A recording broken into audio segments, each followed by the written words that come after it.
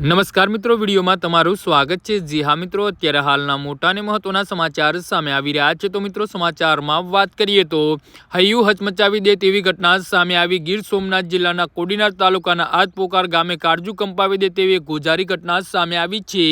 તો અહીં ગામના કુંડમાં કપડાં ધોવા ગયેલી માતા અને તેની બે નાની પુત્રીઓ ડૂબી જવાથી કરુણ મોત નીપજ્યા છે। આ હૃદયદ્રાવક ઘટનાના પગલે આખા પંથકમાં માતમ છવાઈ ગયો છે અને કોડી સમાજમાં શોકની લહેર પસરી ગઈ છે।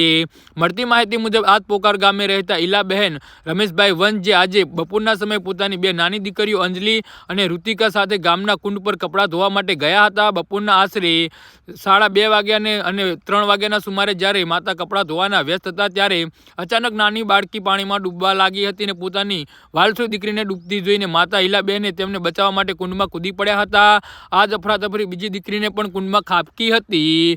જી હા મિત્રો, અત્યારે હાલના મોટા અને મહત્વના સમાચાર સામે આવી રહ્યા છે। તો મિત્રો, આના વિશે તમારું શું કહેવું છે તો નીચે અમારી કમેન્ટ બોક્સમાં જરૂરથી જણાવજો અને અમારી યુટ્યુબ ચેનલને સબસ્ક્રાઇબ કરવાની ભૂલતા નહીં। ધન્યવાદ।